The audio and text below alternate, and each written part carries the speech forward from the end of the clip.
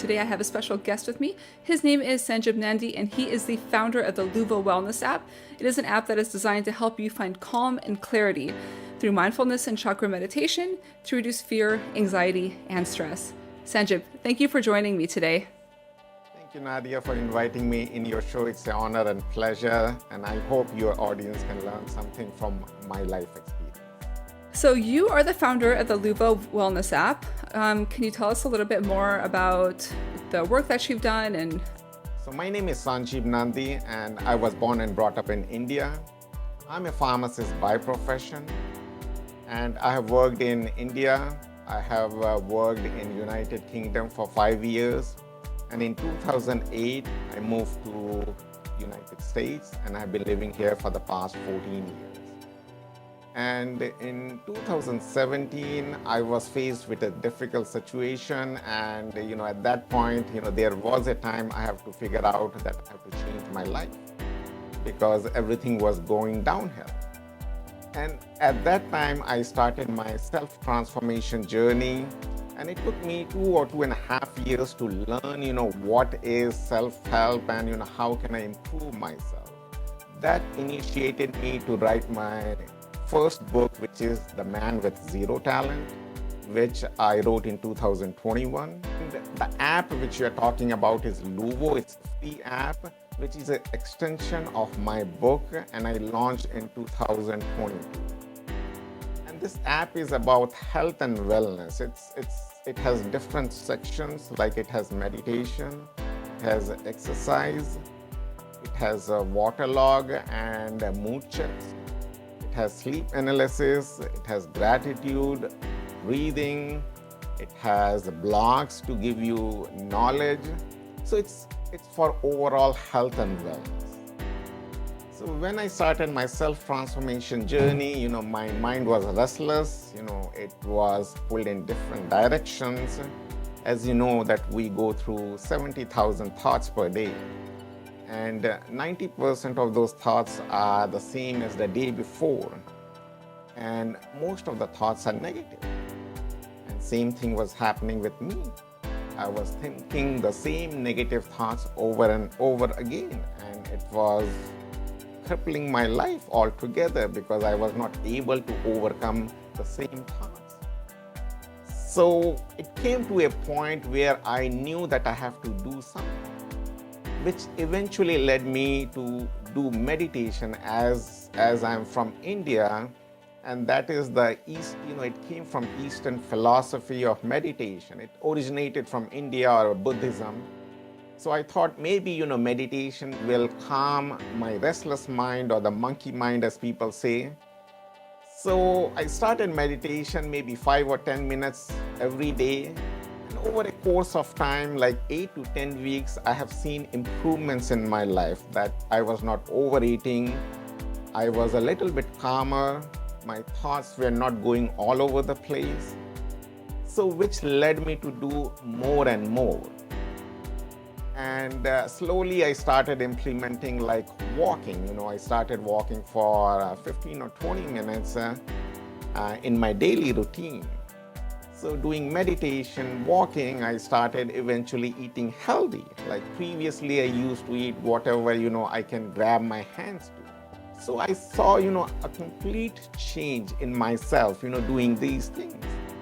And, I was slowly learning and growing. I was implementing different things. Some of the things were good, some of the things were not good. And eventually I implemented cold showers at the same time. So 3 things which I do most of the days, or at least 5 days a week, and which I have written extensively in my book, is about meditation, exercise, and cold showers. Like, what were some of the tangible benefits? Because I do hear a lot of, there's a lot of talk and there's a lot of work being done around mindfulness now. But for you, what were some of the... was there a moment where you were like, okay, yes, like now I'm getting the success that I want, like now I'm seeing that path? So as I told you, after 8 to 10 weeks, I was a little bit more calmer. I can feel it inside me that, it is, my restless mind is being controlled. And I started, reading more and more about the brain as I'm a pharmacist. So as you know that our brain weighs 3 pounds and it is just 2% of our body weight. Yet it consumes 20 to 25% of our overall energy. Now it can be me or you or Elon Musk. Our brains are lazy. So how do we control this lazy mind? Because the role of your mind is to keep you in a safe environment. And then, once I start reading it and figuring it out more, I started, what are the benefits of meditation on our brain? And I have scientifically, found out in research material like, Sarah Lazar, who is a neuroscientist in Harvard Medical College. She has scientifically proven that 8 weeks of meditation reduces the electrical activity in your amygdala. And as you know, that amygdala is the fight and flight system in our brain. So when you are in a fearful state or you are depressed, your fight and flight mode is active. So once it is active, slowly it increases in size and volume. So 8 weeks of meditation decreases the electrical activity in the amygdala, which means it shrinks the amygdala by size and volume. So it has been scientifically proven, and doing meditation regularly, I was able to figure out myself that my fear, worry, and anxiety was less. It was something that you said earlier that like 90% of the thoughts that we have are the same thoughts that we had yesterday. And I find that so many times when we're going through a really bad anxiety, when we're just going through a rough patch, a lot of times these racing thoughts and this anxiety is actually like a subconscious tool, if you will, for us to try to think about all of the possibilities and everything that could be going on, and to make sure that we're, that we have each one accounted for. It's a way to, once again, keep ourselves safe, but we're just kind of regurgitating the same things over and over again. And that's not actually getting us anywhere. That's so true. That's so true.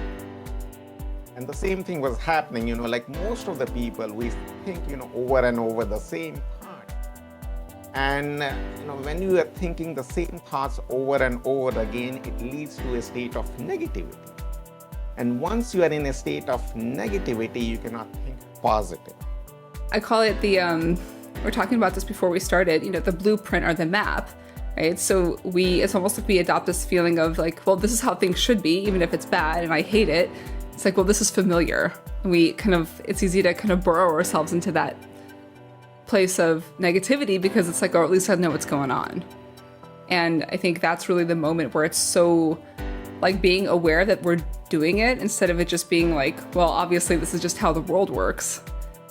And really like consciously making that jump out of that place. I think that's really one of the biggest steps forward. I mean, I think, anyone who's ever tried to improve themselves can attest to that. And certainly working in the world of mental health, that's always one of the biggest challenges. And I mean, that's, ultimately what we're doing in therapy, right? Is we're working with people to become aware of those things and bring it to the surface. Yes. Because when we are aware, we are present. And that is what we are looking for. Present means, you are mindful of what is happening. And Nadia, what I have learned, through these years of meditation, that fear is going to stay forever, until and unless we remove this amygdala. So how do you take better control of fear? Doing meditation on mindfulness, it helps you to being present. I still get angry, I still get anxious, but I can watch how or why I am getting angry. If anything bad happens to us, the emotional brain reacts faster than the thinking or the reasoning brain, which is the neocortex or the prefrontal cortex, which is the front part of the brain. Your emotional brain is being hijacked by the amygdala, and you're not able to think and reason properly. And what mindfulness, or if you are being present, you will be able to think. And once you are able to think, your emotional brain cannot react. That's a really interesting point. I want to ask you something. I work in, I work in the realm of relationships. That's primarily what I do when I'm working with clients. And one of the things that I've found a lot when people are asking about, like I'm in a situation with my boyfriend or something happened, or I'm with my girlfriend, I don't really know what to do. And I'm sure you've seen this a lot of times on internet forums where people say like, well, I think I should do this, or like, I don't know how to feel.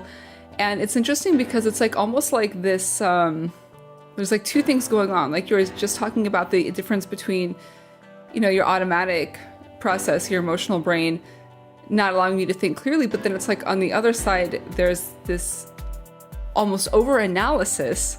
So it's like these two things are kind of happening at the same time, but they're not really working together. And so I find that really creates a lot of confusion. And so it's like we're trying to listen, like we're upset about something, and it's like, well, I don't like how this feels, but then like I'm trying to look for the rational side of this, but those two things are just like, there's just like a wall between them. And I think that the best thing that we can do is listen to our emotions, because that's like our alarm system, but at the same time, they can't run the show. But being mindful helps you to take control of this situation. Because if you are thinking emotionally, you are going to go in the negative state of mind. Because in any relationship, there are good things and there is bad things. You cannot say that in any relationship, everything is good, or in any relationship, everything is bad. You have good moments and you have bad moments. But if you are being aware, being present, at least it helps you to run your life in a way you wanted to run your life, because you know what is best for you. How do you know when you're in a fear state? Because I think that a lot of us, we are operating off of a place of fear and anxiety, but it's like it's so normalized that we don't even know to call it that.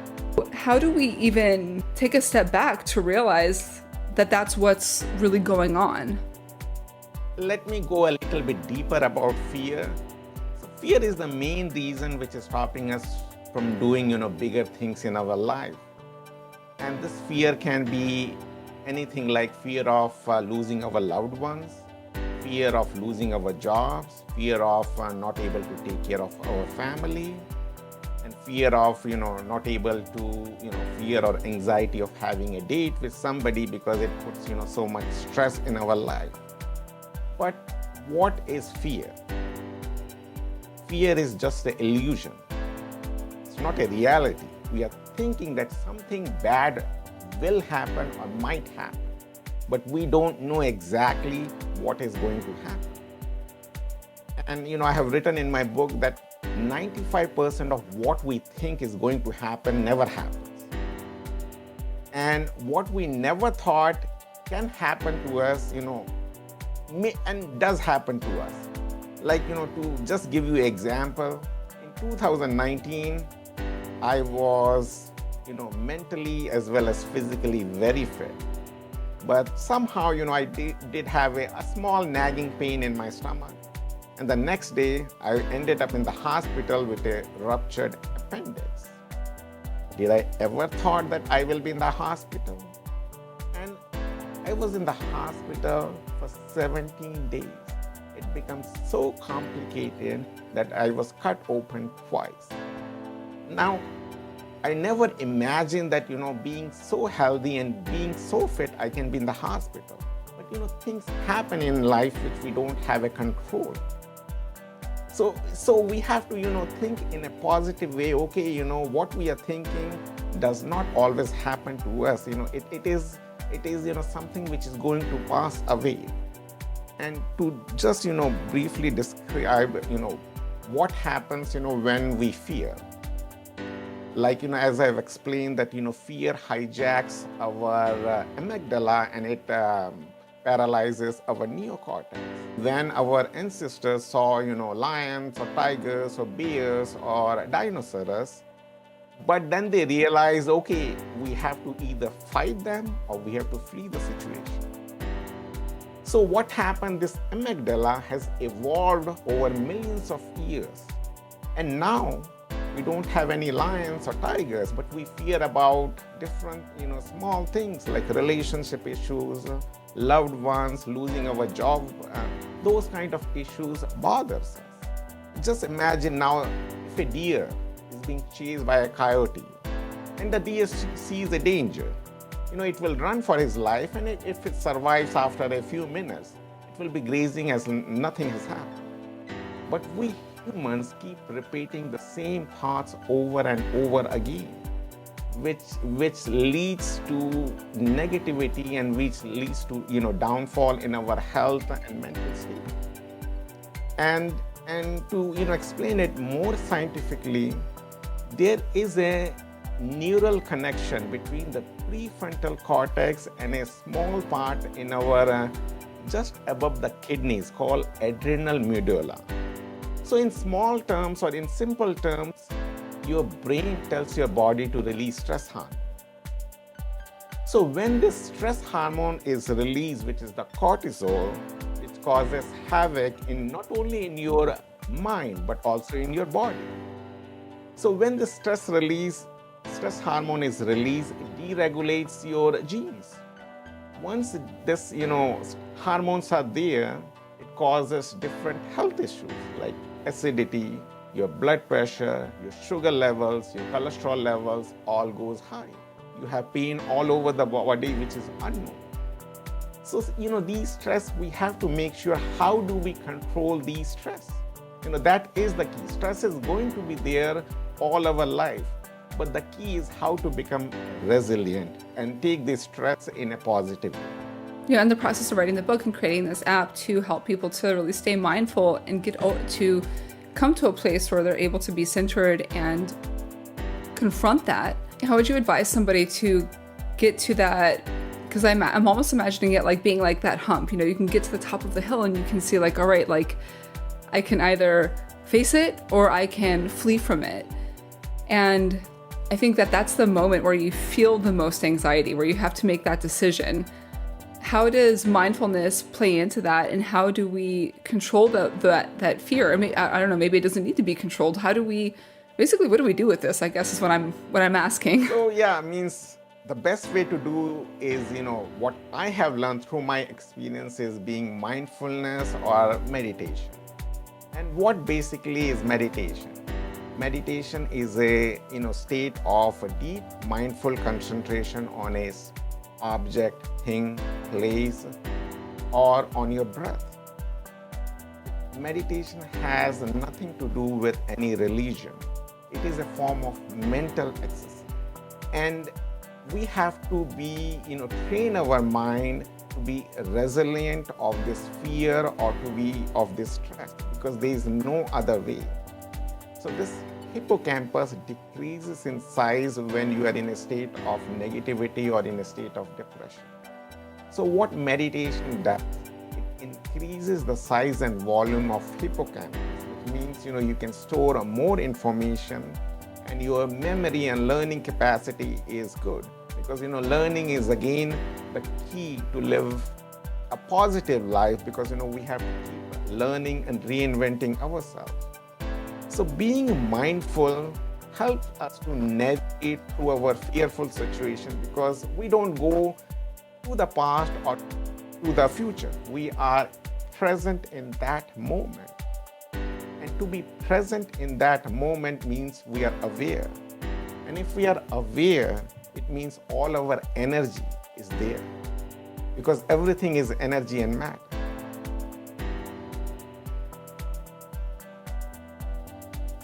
Yeah, absolutely. Yeah, what do we do with our, it's a question of life, right? Like, how are we using our energy? Who are we putting our energy? Wherever we what are we doing with energy, it? if we are putting your energy to the negative thoughts, it is going to grow. If you are putting your energy towards the positive thoughts, it is going to grow.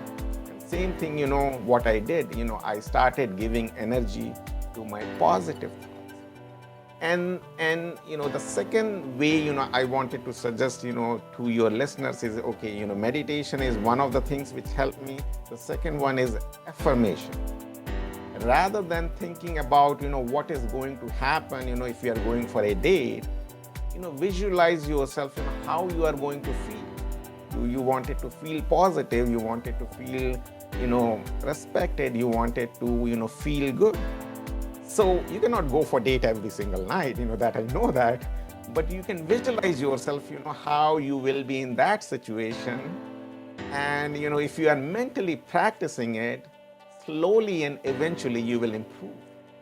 And, mental practice, about different, and it can be about anything, I practice mentally about different things, like how I'm going to be a speaker.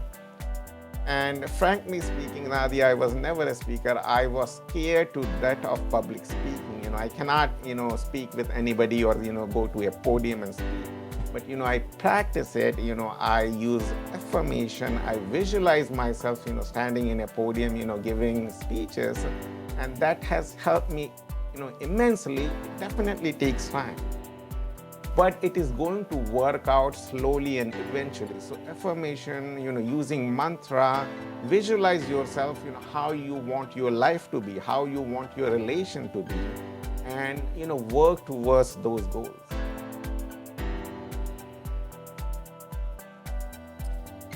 I've always really been a big fan of that, because I think that, because when I'm doing that, when I'm trying, because the way I I don't necessarily approach it for me as an affirmation per se, but I really do try to imagine how something would feel like.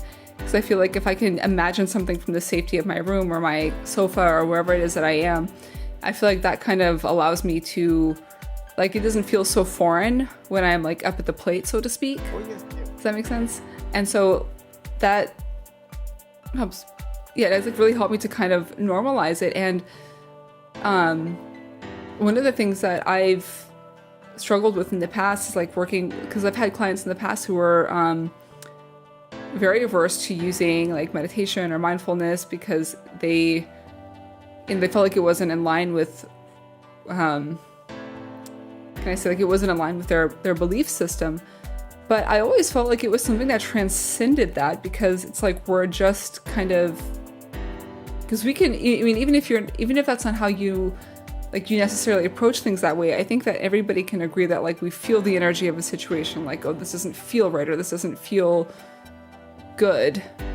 And so I find that a lot of, on my end, from the mental health side of things, is a lot of the work that I do with people is asking actually about, where do I want to put my energy? What feels good to me? Where does my energy need to grow? Where does it need to blossom? And I think that it's really just so difficult to even be aware of what that looks like and where we're putting it. And, I think that manifestation gets a lot of, everyone's talking about manifestation. We're all trying to manifest our stuff, and that's fine.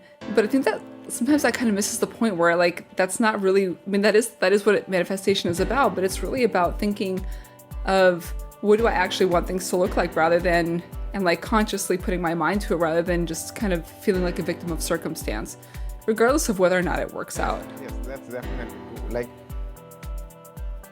You have to, keep working on your dreams and goals. And again, as you said that, when you are young, 16 or 20 or even 25, it is hard to regulate your energy, because there are so many biological changes which is happening when you are 16 to 20. And it needs a lot of practice to regulate your energy and channel your energy in the right direction, because again, not everybody is capable of doing that. I talk about chakra. We have 7 chakras in our body. So if I say that my energy center is blocked, the lowest one is the root chakra, then sacral chakra, solar plexus chakra, then heart chakra. Most of the people, 90% of the population, are in these 3 lower chakras. If you are able to open the heart chakra, that is the most, a normal human being can open. And if you are able to open that, it means you are loving yourself the best you can. And I'm not talking about the narcissist way of loving. Narcissist way of loving is, they love about yourself and they don't care about anybody else. When your heart chakra is open, you love yourself as much as you love others. What happens And what I feel is we care about other person rather than ourselves, because we know about all our mistakes and faults from our childhood. Like, I know all my faults and mistakes and what I have done wrong in my life. I don't know anything about you. So I will definitely put, more respect to you rather than me. And if I am doing that, I am kind of, my self-esteem goes down. But when my heart chakra is open, it means, I am loving myself as much as I'm loving yourself. And that creates a different door which, regulates you to control your energy. How do you know if a chakra is blocked? Because I feel like I don't know anything about chakras, honestly, but I do hear a lot about this. And I can definitely, when I'm working with somebody, I can definitely sense if there's an energetic block, or like it feels, because to me, being on the other side of things, it feels like there's something, it feels like an invisible wall. But I don't know if I could, would you say that's something like a chakra issue, or is that something else? It can be, how we predict that, somebody's energy is blocked. Like, root chakra, which is the lowest chakra, if it is blocked, then the person is in survival mode. Like, it can be a physical survival, it can be financial survival, or it can be survival of basic necessities like, food, clothes, and shelter. So once you are at the survival mode, it means, your root chakra is blocked. Once your root chakra is blocked, your other chakra is, blocked as well. You cannot have an open heart chakra and have your root chakra blocked. It is not possible. It goes from down to up. So if a person is talking about, survival and finances, it means, their root chakra, they don't feel secure. If they are talking about relationship issues, it means, their root chakra is blocked. They don't feel secure in a relationship. And the second one, which is the sacral chakra, is about self-esteem. If I don't feel good about myself, if my self-esteem is low, again, I am not loving myself as much as I am loving yourself.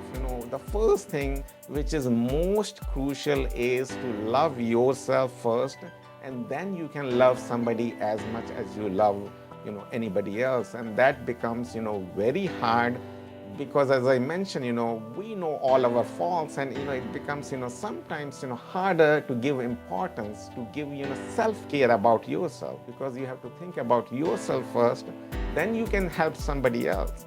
As you have known, when you are going in a flight, they tell you, put the oxygen mask first to yourself, then you care about, anybody else. You started this journey of meditation when you've worked with other people who are looking to improve their energy and they're looking to just find better wellness. Do you find that that's a common issue that comes up, that it really is starting at the root rather than being, because, like, for example, in the work that I do, people will come to me and say, I'm having trouble meeting somebody, or, if I'm working strictly in a therapeutic capacity, I'm having anxiety, or I'm having problems at work, or, something, normal life stuff. But a lot of times it can be one of these foundational issues. Do you see that a lot in your work? Fear creates different problems, health issues. As I have mentioned, it creates physical problems and health problems, like it can cause your acid, more acidity in the body. It can cause, any kind of pain, which is unknown, but you feel, those kind of emotion, trapped inside the body. And I see more in the younger generation, because they don't know what to do in their life. And to find yourself, once you know who you are, it becomes very easy, because that is the main problem. We don't know who we are. Once you know from inside out that this is who you are, this is how you change your life, and if you have to do it all over again, you can do it all over again. Because life is all about reinventing yourself. Like, you have to keep improving yourself, keep reinventing yourself every 10 years, because if you are not changing yourself, you are stagnant. And one of the reasons which opened my door is meditation. Definitely as you know that, our mind is a receiver of thoughts as well as the transmitter. I don't know whether you have read Think and Grow Rich by Napoleon Hill. Your mind transmit, thoughts or messages, and you receive, thoughts and messages. And what meditation does, it opens different horizons, which is never possible before. And that is what the younger generation is lacking, that nobody is ready to invest time and resources in building something up. Because you cannot be, rich or successful or become healthy in a day or two. It takes time. So when you are putting, your time and effort, and again, I will talk a little bit about brain, like our brain, three things, why change is hard for us. Our brain, likes to have pleasure. Like we are pleasure-seeking, animals, we can say that. We want more and more pleasure. And what does pleasure do? It releases happy hormones called serotonin. And, it goes to the point that we need more and more. And to the point that, it reaches to the hedonic pleasure that we wanted, all the time and every time. And that leads to the downfall of any individual being. So that is the first reason change is hard, that we seek more pleasure. We don't want to wait for 6 months or 1 year to achieve our goals. We want it now. We want instant gratification. Second reason is, pain. Pain releases stress hormone, cortisol. So the human nature is we wanted to avoid pain and go towards pleasure. The third reason is we are made to save energy or conserve energy. Our brain is made because it weighs 2 pounds, but it consumes 20 to 25% of the energy. So the role of the brain is to keep yourself safe from any challenging situation. As Steve Jobs said, you can connect the dots looking backwards. So when I look back, I see those small changes. And that is the key, do small consistent changes, do what you can with what you have, and you will see over a course of time that you have changed yourself completely. Sanjib, if my listeners want to get in touch with you, if they want to read your book, if they want to download your app, www.zesttolive.com. I have a Facebook page, The Man with Zero Talent, and they can download my free app, which is Luvo, from Google or Apple App Play Store, which is free to any users. And I will definitely recommend all your listeners to go and download it. There is no cost involved. There is no annual subscription. It's free so that you can benefit from it. So my goal or my passion is to help as many people as possible, and that is the reason I wrote my book, and that is the reason I wanted to reach a broader audience, so that will benefit some of the people who wants to improve in their life. That's awesome. Thank you for sharing your expertise, and also I'm trying to think of a way to say this that doesn't sound cheesy, but for sharing some of that passion and that others will find theirs as well.